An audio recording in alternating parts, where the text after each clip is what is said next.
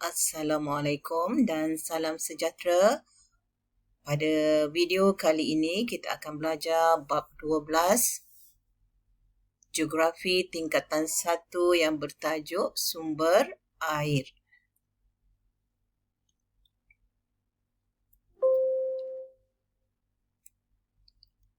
Jenis sumber air yang kita akan belajar dalam tajuk ini ialah yang pertama jenis sumber air, yang kedua punca, yang ketiga kesan dan yang keempat langkah-langkah mengurangkan kesan krisis air di Malaysia. Tapi untuk video kali ini, cikgu hanya akan menerangkan tentang jenis sumber air.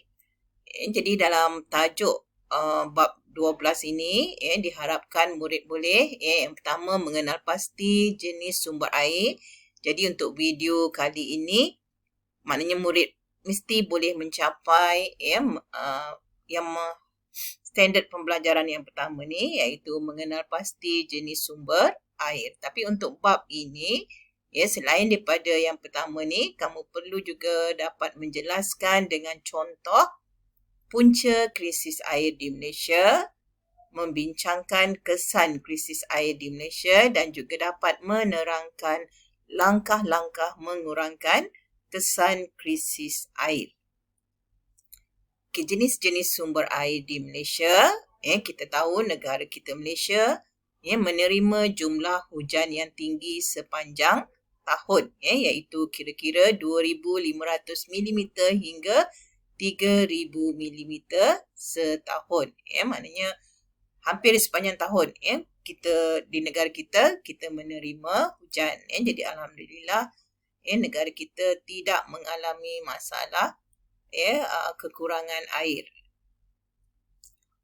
Dua sumber air di negara kita, sumber air yang ada ialah pertama air permukaan dan yang kedua air bawah tanah. Jadi air permukaan ini adalah sumber air utama di negara kita. Jadi kebanyakan air yang kita dapat ni adalah berasal daripada sumber air permukaan, iaitu kira-kira 97% air permukaan ini digunakan. Yang kedua ialah air bawah tanah, di mana air bawah tanah ini hanya sebahagian kecil sahaja yang telah digunakan. Contohnya macam air mineral. Jadi bagi air permukaan ini, apakah yang dimaksudkan dengan sumber air permukaan? Jadi sumber air permukaan ini ialah air yang didapati di permukaan daratan. Maknanya kita boleh nampak air ni. Jadi kita tahu apabila hujan turun, air hujan akan mengalami beberapa proses hidrologi, iaitu satu kajian saintifik ke atas sekitaran air seperti intersepsi dan juga infiltrasi.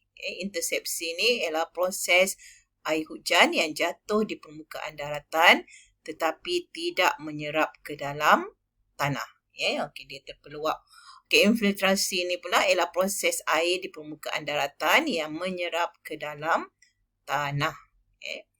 Air hujan, kita tahu air hujan ni bila dia turun, dia akan mengalir di permukaan bumi sebagai air permukaan, akan sampai ke sistem saliran seperti sungai, empangan dan tasik. Jadi bila hari hujan, cuba kamu tengok di luar rumah kamu, kita akan nampak air hujan ni mengalir di permukaan bumi, dan dia akan masuklah ke mana-mana sistem saliran yang ada berhampiran tempat tinggal kita.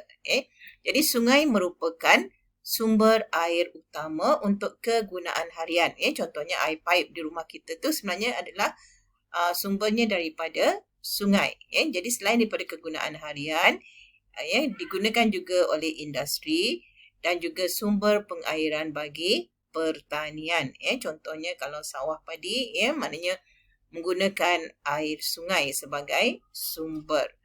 Selain daripada itu, di negara kita terdapat lebih kurang 150 lembangan sungai yang membekalkan sumber air mentah negara. Antara sungai dan tasik yang membekalkan sumber air utama di Malaysia, kalau sungai utama ni Antaranya ialah Sungai Kelantan, Sungai Rajang, Sungai Pahang, Sungai Muda dan Sungai Kinabatangan. Okey, ini adalah gambar yang cikgu ambil dari laman web iaitu ni Sungai Kelantan, Sungai Rajang, Sungai Kinabatangan yang berlengkok ni, okey, dan juga Sungai Pahang serta Sungai Muda Kedah. Okey, bagi tasik pula, kita tahu tadi sumber air permukaan, sungai dan juga tasik. Okey, tasik yang selalu digunakan sebagai sumber air permukaan ni ialah tasik banding yang terletak di Perak, tasik Kenyir, tasik Bera dan juga tasik Cenderoh. Okey, ini adalah gambar tasik banding dan tasik Cenderoh. Kedua-dua tasik ni terletak di negeri Perak. Okey, ini adalah tasik Bera dan juga tasik Kenyir. Okey, mungkin ada di antara pelajar yang pernah mengunjungi kawasan ini kerana kawasan ini juga menjadi daya tarikan pelancong. Okey, tadi kita dah bincangkan tentang air permukaan. Jadi sumber air yang kedua pula adalah air bawah tanah. Jadi air bawah tanah ni ialah air yang tersimpan dalam lapisan tanah atau batuan yang terletak di bawah permukaan bumi. Jadi kita tak nampak air ni di permukaan bumi sebab dia berada di dalam tanah. Jadi Malaysia mempunyai kira-kira 5,000 bilion meter padu simpanan air bawah tanah yang belum diterokai. Jadi hanya 3% air bawah tanah yang digunakan di Malaysia. Okey, ini adalah proses kitaran air. Okey, cikgu akan hantar video tentang proses kitaran air ni untuk kamu memahami proses kitaran air. Jadi sebenarnya bila kita belajar tentang sumber air ni, apa yang sangat penting ialah air ni adalah sumber penting dalam kehidupan kita, bukan sahaja kepada manusia tetapi juga kepada haiwan dan juga tumbuh-tumbuhan. Jadi maknanya kalau kita nak dapatkan air yang bersih, kita mesti menjaga sumber air ni.